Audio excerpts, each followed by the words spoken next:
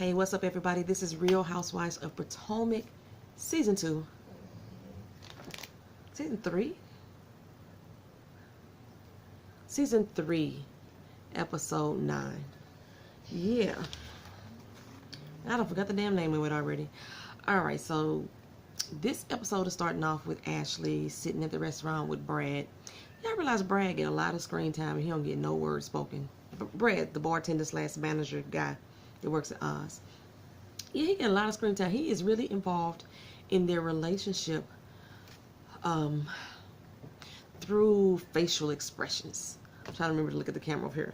Through facial expressions. Brad tell it all, what he thinking and feeling just by them putting the camera on his face. So anyway, she's going through the comment cards. She's really nervous about reading these comment cards from the little blogger, food critic event. And it turns out the people are liking the changes. So Ashley is feeling a little bit better about herself. She was like, you know, by leaning towards the American cuisine a little bit more, blending it in a little bit more, it did make a world of difference as far as these reviewers and bloggers and commenters are saying. So she's feeling pretty proud about that. And while she's sitting there, Michael comes in. And Michael comes in, and it seems as if, you know, he's feeling some kind of way about that argument that they had. And like I said, at the end of last episode, when he was sitting down there talking to Monique and Chris about them having a baby, I think at that point he was realizing, oh shit, I done fucked up. I done said the wrong stuff. But I don't know really what to do. Let me give her this baby. So now he wants the baby because Michael didn't want no damn baby. Michael been saying, oh, until the restaurant gets in the black, we're not having any kids. But now all of a sudden, now Michael wants a baby. The restaurant's still in the black. You didn't even want the doggone little event to go on, Michael. I'm not no fool. You ain't fooling me, sir. So anywho, so Michael comes in to talk to her, and like he said, well, just based off of everything that you were able to do, I didn't think that you were going to be able to pull it off. No thanks to you, because you weren't assisting, which was what her issue was with you, that you could have been down there supporting her in this to get it off the ground. But okay. So he wants to say to her, you know, good job for pulling it off. So it was kind of like he was giving her like a little lighthearted apology, but at the same time he was still placing blame on her for the failing of the restaurant. He was saying that she don't want to listen to what he wants as far as the restaurant is concerned. But if you're not freaking there, Michael, and that's all you're doing is footing the bill, what input do you really have to say? I want the food to be Australian. Well, people don't like this shit. They don't want to eat emu and kangaroo and, you know, all that shit. So, okay.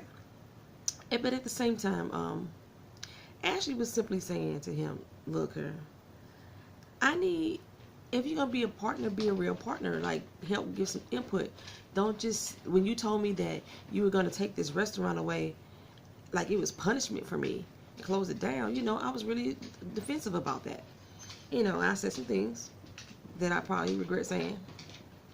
I say, don't ever say stuff that you're going to regret saying if you truly mean them in that moment. And a lot of times I say shit, I be meaning that shit at that moment and furthermore. But still. So, but yeah, and at that point is when he starts getting defensive about it. Well, you don't listen, you don't listen. So they really got nowhere, I thought, as far as the conversation was going. Because he was saying, well, now I guess we could work on being married for a very, very long time. We don't need to argue like that no more.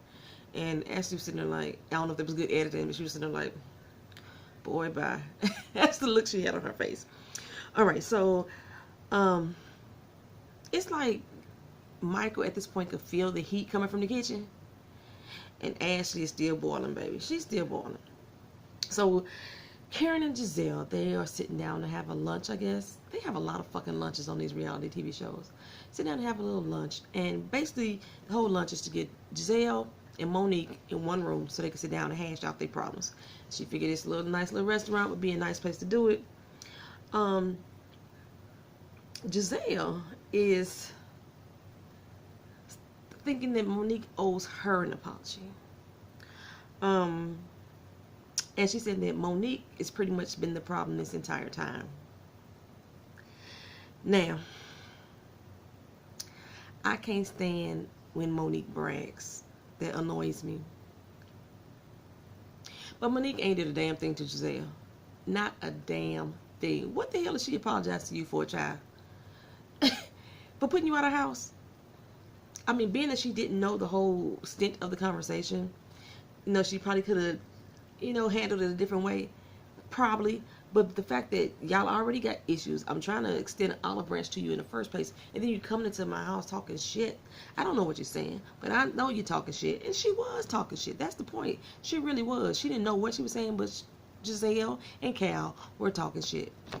So Monique had every right to put her out the house. My only issue with that whole situation with Monique was that, okay, once you put her out, why are you going to follow her? Every time somebody have a conversation, every time I get together and you're not there, you join your ass in. Like, I got to be included. I got to be included. That's my only problem I have with that. But Giselle was dead ass wrong. The only thing I think Giselle was right about in that conversation is that she didn't want to have the discussion about Robin in front of everybody. That's including Monique, regardless of where we at. So that's the only thing other than that. But for the most part, Monique did nothing wrong. Okay. So I'm like, what the fuck, girl? Giselle, you making it really, really hard for me to keep defending you. You really are. The shadiness is just a bit much. Y'all know I be reading my notes now, because, like, until I get this new computer, I can't edit, so I gotta look down and shit. But anywho. So, Monique and Sharice walk up. And you could clearly tell that Sharice wasn't supposed to be part of this party. Monique invited her. I guess she needed backup, so to speak. When she walked in, Karen was like, what the fuck are you doing here? And Sharice's like, I know you miss me, girl. She's like, you wasn't invited, though. I love me some Karen for that. I love me some Karen for that. Basically, Giselle and Monique going back over the same thing. You said this, I said that, you said this, you said that. That old high school penny ante bullshit. They was going back and forth again. Nothing got resolved between the two of them. Giselle takes no blame. She thinks that Monique is just the one that's being the hater. And oh gosh, I hate to admit this. Y'all know I'm wrong 3.8256% of the time. But I am going to go ahead and say Giselle is jealous of that girl. I'll say it again for anybody else to say, what would you say, Poetry? Yes. Giselle seems to be jealous of that girl. She seems to be jealous of her financial status. And Monique said it a little later on in the show that she thinks that Giselle looks at her as a reminder of what she used to have. And I kind of mentioned that before. And I don't know if I mentioned it in the video, but I remember me and Tawan Carr was talking about it, and I was saying that, yeah, I wonder if that's why this show brought Monique on like they did, and if that's what the angle they're trying to play. So you could see, because every time they show Monique and Giselle, they kind of show them like countering what they're doing. Like, Giselle has lost everything as far as the church is concerned, because Pastor Jamal cheated on her, and she used to be at that status and used to be really connected with the church. And Monique is currently connected with her church very strongly. She's not the pastor or the minister or whatever, or the minister's wife, but she's still very connected with that church. And they always parallel them to how Monique says that Chris is first and foremost in her family after God, and Giselle is like, my children come before anything. So they always try to show those contrasting ideas between the both of them. And I said that, like I said, I don't know if I said it in the video, but I know I said it in the comments when I was talking to Tawan Carr once upon a time. And so, yeah, when Monique said it, I was like, yeah, I can see that. I can see that. I can admit when I'm wrong. I think at some point, I think that, I don't know. Like I said, you can meet people sometimes and you just automatically have a feeling about that person, whether or not you're going to like them or not. Whether you want to choose to get to know them because something about them just sets you the wrong way when you first meet them. If you have never did that, I don't know what's wrong with you. I know I have. And I'm very cognizant of that fact that sometimes I could just meet people and I'll be like, the fuck? I don't know them enough to be jealous of them. But at this stage, just based off of every conversation that Giselle has about Monique, it is clearly she is jealous of this girl and her money. And the fact that she has a husband that's doing this, that, and the third for her, and is financially sound. And shit, I wouldn't be surprised if Giselle tried to figure out if Chris cheating on her just so she could try to blow her spot up. That's how I see it right at this point. So, so basically, when they sat down, Monique was saying to Giselle, you know what? I just really want to know, what issue do you have with me, you know? And so Giselle was just saying, well, truth be told. And then she starts choking. Dog, she did such a serious long choke. Monique was like, see, right there, right there. She's about to tear that lie.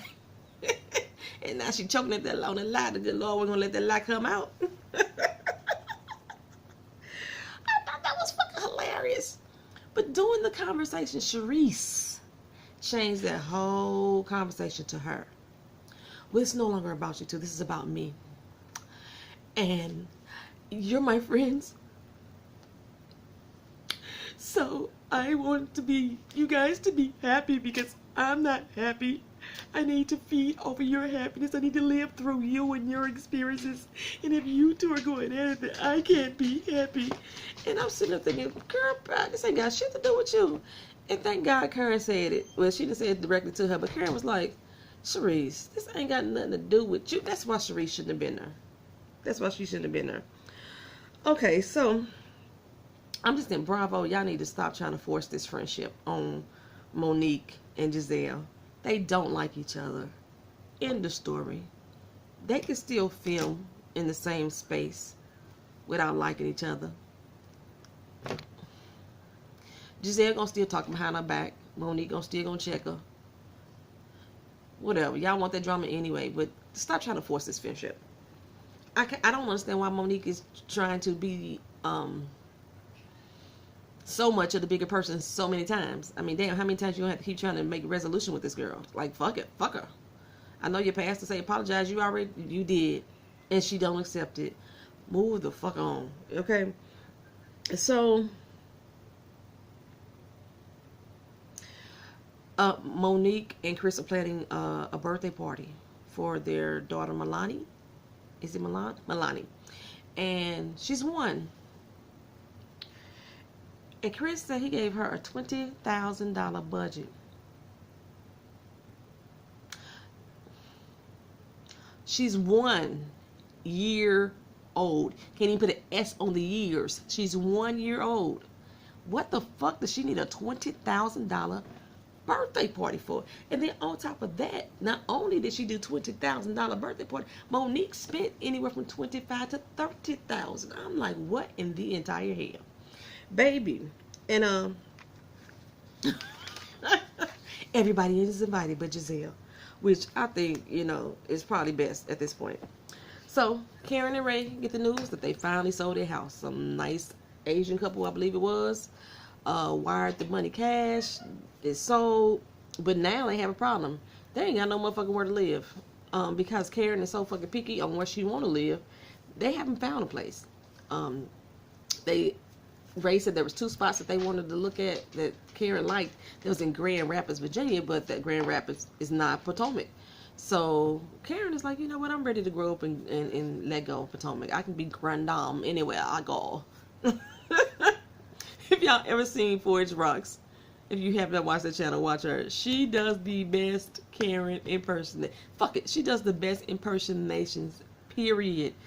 Jocelyn Hernandez, Mimi, she does the best impersonations, y'all. Okay, so let me get back to where I was going. I actually like to see Karen and Ray together on screen. Ray is getting a lot of screen time this year. Go ahead, get your husband in there, baby. It's refreshing to see a seemingly solid marriage. I'm saying seemingly because I don't know what goes on behind the scenes, but it's refreshing to see that on screen. That's why I do love to see Chris and Monique on screen together. And like I said, I was wondering if Bravo was trying to spin like they was having issues with like quality time, because they kept on bringing it up. It's nice to have more than one couple on this show that has a seemingly solid relationship. Robin goes to counseling. Thank God she didn't go to Dr. Jeff. She went to another lady, and I actually like this lady. I like that she was able to dig to, because I go to therapy, and my therapist is so fucking condescending. They get on my damn nerves. I swear for goodness, you can't counsel me. You can't therapize me. I don't even know if that's not. I know that's not a word, but that's what I just said. It's don't be condescending. If I'm telling you how I'm feeling, don't say, well, you know, everybody. I like the fact that this counselor, when she asked Robin the question, Robin said, you know, don't everybody want that? She said, this, we ain't talking about everybody, we talking about you. The freaking therapist that I have, them mugs always want to generalize it. So I'm sitting here telling you about my issues, my pain, and my worries, and you want to tell me how everybody else is feeling. Fuck everybody else. That's why my therapy don't work good. So anywho, prior to what made her go to therapy, she said she had a conversation with her mother just a few days ago. Her mother was basically saying, look, her girl, y'all need to make a fucking decision. Either y'all gonna be together or not. What you gonna do? Make up your doggone mind. This is not healthy for either one of you. It's not fair for either one of you. Somebody need to be the bigger person and make the damn decision. So Karen and Sharice, they chilling by the poolside and just talking about the fact that Karen is moving out of Potomac, and Sharice is like fake happy, like, oh really? And because in the confession she's like, okay, well, why is Karen running up out of Potomac? I don't understand why she had to sell her house. I don't understand why she can't find a new place to live. Why she couldn't find a new place to live in Potomac, for that matter. And now she's sitting here talking to me about planning a trip when you just move and you got to move. That don't make sense to me. She's trying to imply that Karen's having financial issues. That's what I got from it. Did you get the same thing from that? That Sharice is implying that Karen has financial issues. Well, basically though, they're gonna plan a trip to Bermuda. And they are inviting everybody. What is it with these reality shows that all these women take trips? The funny thing to me is that when they take these trips, they're like, oh, I've never been here before. Y'all acting like y'all popping off taking trips left and right on these reality shows. But y'all ain't going nowhere in real life for real. Sharice said she had been to the Bermuda before for a conference, which that's off the chain right there. But for the most part, what is with all the damn trips? Why y'all keep wanting to get all these bitches together and on separate fucking islands some god doggone were? With the exception of Basketball Wives LA, they asked after Portugal, they said they wouldn't spend that type of money again. They took their ass right back to Palm Springs. But on this particular, all these trips, Love and Hip Hop. Oh, the girls, we gotta go on a trip. Real Housewives of Atlanta, we gotta go on a trip together. And now Potomac going on a trip, like Sharice was even like, trip? For real? For us? Really? Okay, so they going to Bermuda on a trip. Okay, so the ladies get the info about the trip, and everybody's excited. Everybody's going, yay! Except of course Giselle is not happy about the fact that Monique is going. She's like, well, maybe we could throw her ass in the Bermuda Triangle or something like that. We can lose her in the Bermuda Triangle. This is the point. I swear, I was watching this episode all the way up until now, and I didn't feel this way until this very point is when I said, oh, she's jealous. Why the fuck does Giselle keep having Monique's name in her mouth? If I'm saying I'm inviting everybody, why you have to specify? Is Monique coming too? And then you got to pop off at the mouth about, make wisecracks about Monique, this, and the third. And I'm not sure how deep Sharice and Monique's friendship is. I don't think it's really that deep. But you ain't finna keep popping off talking about my friend in front of my face. That's not what we finna do. That was like I said, that was the one thing I did like about Giselle is when Ashley started the conversation about Robin. Giselle was like, no, we ain't finna do that right here. Not in front of all these people. That's not what we finna do. So, yeah. You can't keep popping off about my friend in front of me like that, Giselle. That's not finna happen. So, anywho, Monique's party planning was starting to go awry. Everybody was late or missing. The caterer, the valet, the pastor, the guest. I mean, she had some guests was arriving. She had to have Gio go down there and be the valet. This girl, let me tell you, she spent this $20,000 to $30,000, big time, baby. She had a whole motherfucking carnival, a whole goddamn petting zoo, a fucking face painting art gallery. $25,000 to $30,000 on a 1-year-old's birthday party. Had horses and ponies and lions and tigers and bears. Oh my, she had it all. This child ain't gonna remember this. I mean, Will we even still have photos by the time this child get old enough to look at them? You know, the way the digital age going, like a 1 year, all this for a 1 year old. Okay, but you know, Ashley came without Michael. Michael said he was gonna spend time at the beach house. You know, they needed that break. And Ashley, that's why Ashley is so looking forward to this trip, like to go get a break away from Michael. Robin came without Juan, which, okay, I'm not surprised about that. But Robin was very pissed off that Juan didn't come. Baby girl, Monique is your friend. Okay? Of course he got along with Chris, but Monique is your friend, not his. And two, y'all are not married. Why does he need to come?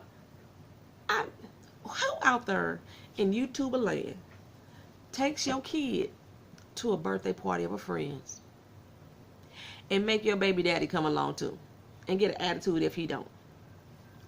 That don't make sense. Y'all not married. You're not married. He's your ex-husband, not your current husband. But yeah, she had a real attitude about that. And I'm like, Robin, come on, boo, come on. So,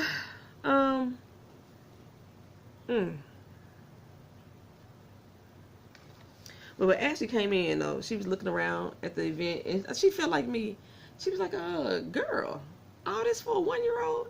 And Monique was like, yes. You know, she didn't feel fazed by the conversation, but she was like, yes.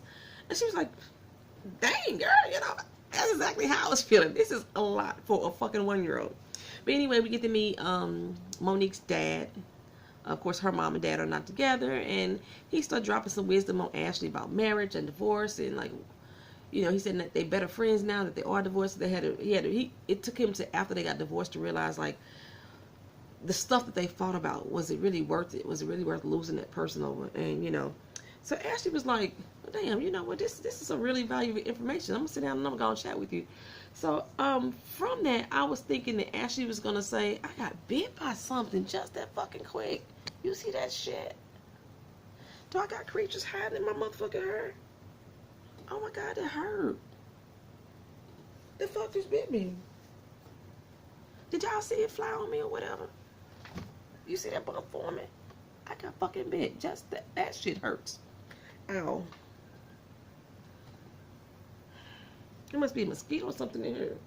A dog over there scratching too. Oh, the fuck was I talking about? I don't remember. I got bitten and threw me fuck off. That shit hurt. Oh, Ashley, I was thinking like, Ashley was gathered from this conversation, and maybe I need to go back and apologize to Michael, and you know, maybe some things aren't worth fighting over. Maybe we can resolve this. Maybe I'll be in a bigger bitch, because she was like, I just don't know how to apologize, and I feel at this point, if you don't genuinely feel remorseful, sorry, or apologetic, I swear I feel shit biting me now. If you generally don't feel that, you're not going to know how to apologize. You don't feel sorry because you're not sorry. You know, you were sorry about what the words you used. That's what you're sorry about, and that's what you apologized for earlier. But other than that, I don't know. Maybe it's always somebody got to win in that relationship. I feel weird, man. If it's something in my motherfucking hair that's living and biting my black ass.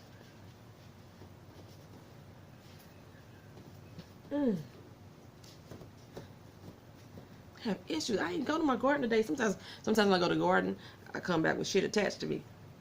I didn't go over today. Okay, so anyway, Robin tripping off of one, Monique's friend, Karen and Sharice. They get into a little tip of words. Karen had asked Sharice to help her plan this trip. Well, Sharice like, I don't help do nothing. I host. And Karen is like, no, you're not the host. They are seriously having an argument about who the fuck is going to be the host of this damn trip.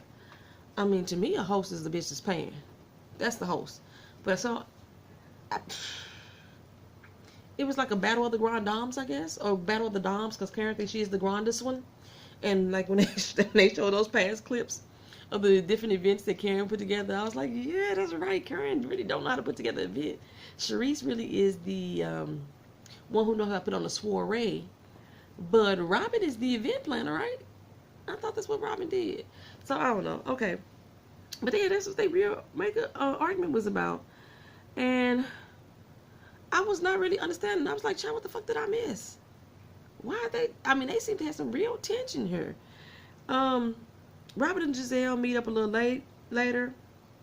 And they show Giselle and that guy doggone confessional give that fucking fuchsia on. Stop that shit, Bravo. Damn it. No. When she was at the lunch, her makeup looked nice. It was blended a lot better. She still got too much white raccoon around the eyes, but still. And then, because she got the white raccoon and then she got the highlight right there. It's too much, still too much. But she looked a lot better at the lunch. In that confessional with that fuchsia on, baby, no hell to the motherfucker, no. Okay, so, Lord. Giselle learns from Robin that Monique had a party and you weren't invited. And Giselle's like, I didn't want to go anyway. Girl, you were clearly hurt, especially when Robin said, well, my boys had fun. Your girls would have had a blast. And now Giselle feels like, fuck, my kids got left out of this situation because I'm being a bitch. They could have enjoyed this $30,000 party. And the weird thing is, though, is that when Robin always talks to Giselle as well, Robin always jokes about the same thing that Giselle complains about. Monique talks too fucking much. She brags too much about the shit that she has. And this had to be a $25,000 to $30,000 party for a 1-year-old. Okay, this is the same shit that Giselle complains about too, but Giselle just says it out loud. Robin always says it to Giselle, as friends will probably do. But still, Giselle ain't the only one having this problem, but I don't know. Anywho, so they go back to Karen and Sharice again. They still tiffing over this, who the fuck is hosting. They at Karen's house right now. And I was like, y'all, this is a real argument. I'm so fucking confused. By the end of it, they both finally agreed to, okay, Karen's going to host the dinner. And Sharice is going to host a boating trip. And they both agree. They are cool at that. So I guess it's going to be a 2-day trip to Bermuda. Bravo can't afford too many more trips. And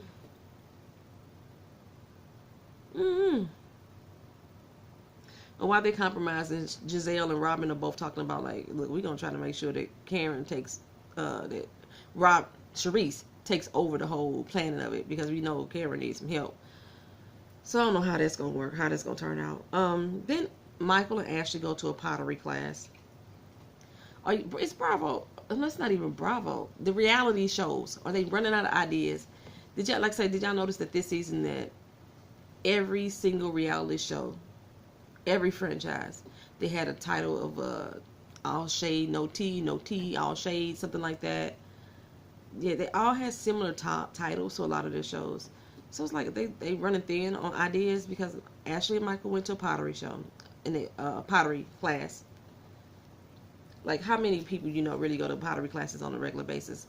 Because that's what Jackie and them did on Basketball Wives LA. They went to a pottery class as well, where a conversation could be had. And Michael was on that baby thing again. And Ashley is sitting there like, no, I don't think I want to have a baby with you right now. And he said, what do you mean, like, just the timing is off, or is this about us? She said, this is definitely about us. I don't want to bring another life into this fucked up situation that we have. So yeah, let's go on table that. And Michael's like, oh, we'll come back to it again later. And Ashley's like, look, are we even in love anymore? I know we love each other, but are we in love anymore? And I don't know if she was waiting on Michael's answer, because Michael's looking like, fuck would you ask me that for? Ashley already know her answer is what she's saying. That's how she feeling. But like I said before, I think that Michael is using the idea of having this baby as a way to save his marriage, which, nah. I think he thought Ashley would be like, oh my God, now he wants to have a baby. And Ashley's like, nah. I just don't see them going to I said this last episode, I'm saying it now. I do not see them making it past another year. I just don't. Maybe that's why they showing Brad all the damn time for Ashley. But Ashley's so looking forward to this Bermuda trip. And you know how things, any female, majority of women who have traveled to the islands alone or with a group of other women. What they say about Vegas, yeah, take that to the islands too, for real. Majority. Not all. Not all. Because I didn't last time. I was a good girl. I was starting bopping before the last time I went to islands. Last few times I went to islands, I was a good girl. Because I was in love. I was in love. So, yeah.